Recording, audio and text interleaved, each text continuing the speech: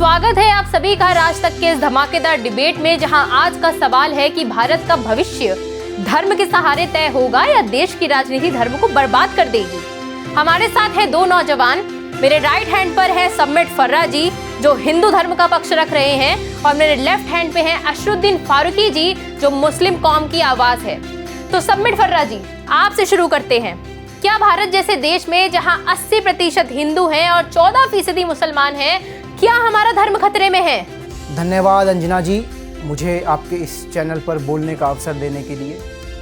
मुझे यह कहने में ज़रा भी संकोच नहीं है कि हमारे देश में धर्म केवल एक राजनीतिक मोहरा बनकर रह गया है। लेकिन यह भी सत्य है, जब सनातन संस्कृति पर वार होता है तब हम मौन नहीं रह सकते। हमारे धर्म ग्रंथों में कहा भी गया है, धर्मो रक्षति रक्षता, यानी जो धर्म की रक्षा करता है, धर्म स्वयं उसकी रक्षा करता है। आज जो मस्जिद का निर्माण चंबल की पावन भूमि पर हो रहा है, वह सिर्फ एक कानूनी लड़ाई नहीं, हमारी आस्था पर चोट है। आस्था का सम्मान हर किसी का होना चाहिए समिट जी, लेकिन इसका यह मतलब नहीं है कि आप दूसरों की आस्था को कुचल के आगे बढ़ते रहें। और ये जो मस्जिद के मामले को आप दंगाई कहकर सांप्रदायिक रंग दे रहे हैं ना, ये ठीक बात नहीं है। और न्यूज वालों का तो काम ही यही है, हिंदू मुस्लिम करना हमेशा। फारूकी जी, आपको यह समझना होगा कि हिंदू धर्म केवल अपने धर्म की रक्षा चाहता है, और अगर बात सत्य की करें तो जब भी आपका समाज विवादों में पड़ता है तो खुद को पीड़ित साबित करते हुए वह विक्टिम कार्ड खेलना चाहता है। बंद कीजिए विक्टिम कार्ड खेलना। वाह समिट जी, क्या बात कही आपने। तो फारूकी जी, क्या आप ये मानते हैं कि मुस्लिम समाज विक्टिम कार्ड प्ले करता है? नहीं अंजना जी, ये बहुत बचकानी बातें हैं। ये समिट फर्रा जैसे लोग इस तरीके की बातें करके सिर्फ और सिर्फ समाज में जहर घोलते हैं, और जब हम अपने हक की बात करते हैं तो विक्टिम कार्ड बन जाता है। आपको पता है अंजना जी कि आज भी कितने मुसलमान लोग बेसिक शिक्षा और रोजगार से महरूम हैं? आपको पता है ये बात? फारूकी जी, आज मैं आपसे एक बात कहना चाहूँगा, यह सिर्फ आंकड़ों का खेल है। अगर आप सच में मुस्लिम समाज की हालत सुधारना चाहते हैं तो पहले कट्टरपंथ पर बात कीजिए, पहले आतंकवाद पर बात कीजिए। जब तक आप इन मुद्दों पर खामोश रहेंगे तब तक विकास की बात करना भी बेकार है, सरासर बेवकूफ़ी है। और गीता में कहा भी गया है, यदा यदा ही धर्मस्य ग्लानिर्भवते भारते, यानी कि जब जब धर्म का पतन होगा तब तब अधर्म और उत्पात बढ़ेगा। समिट जी, आप आतंकवाद की बात कर रहे हैं, तो क्या आप ये मानते हैं कि जो ये आपकी मॉब लिंचिंग हो रही है ये भी उसी का हिस्सा है? और क्या आप ये मानते हैं कि जो आपके कुछ हिंदू संगठन हैं वो जो खुलेआम नफरत फैलाते हैं, हमारी मस्जिदों पर हमले होते हैं और आपकी सरकार खामोश बैठी रहती है, उनके मुंह से एक चू नहीं निकलता है? तो सब्मिट जी, फारूकी जी का कहना है कि हिंदू संगठनों का हाथ भी हिंसा में है। क्या आप इस बात को मानेंगे? अंजना जी, जो लोग गोधरा और कश्मीर का इतिहास भूल गए, उनका दूसरों पर उंगली उठाना बिल्कुल सही नहीं। सब्मिट साहब, अगर आप इतिहास की बात कर ही रहे हैं ना, तो बाबरी मस्जिद और 2002 का जिक्र क्यों नहीं करते आप? बताइए।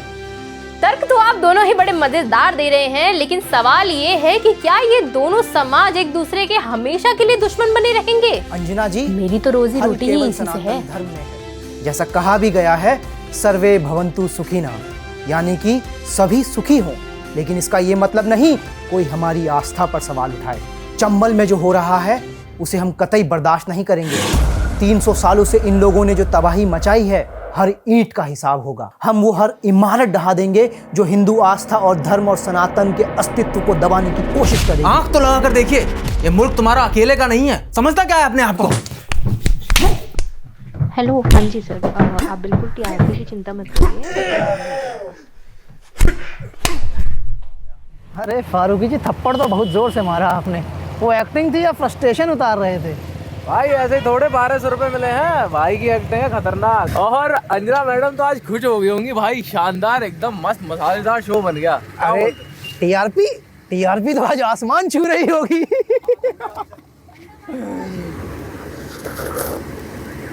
वाह, मजा आ गया। चलिए भाई यार, जल्दी चाय खत्म करिए, वो एबीसी वाले शो में भी जाना है, वरना सुचित्रा जी डांटेंगी। हाँ भाई, चलिए। यार, अगले हफ्ते अनुराग वासु की फिल्म का भी ऑफर है, उसमें भी जाना है। यार हमारा भी कुछ करवाइए यार, ऐसे बेरोजगार घूम रहे हैं ऐसे, ये क्या होगा इससे 100, 500, 1000 से? कुछ नहीं होना इससे।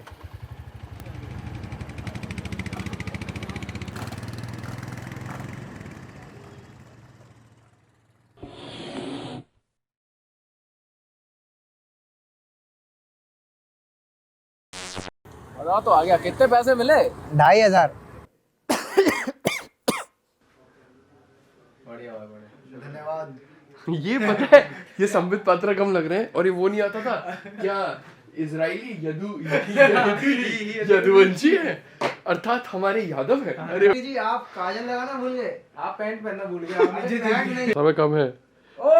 मुझे यह कहने में जरा भी संकोच नहीं है कि हमारे देश में एक्शन। स्वागत है आप सभी का राज तक के इस धमाकेदार डिबेट में। कट।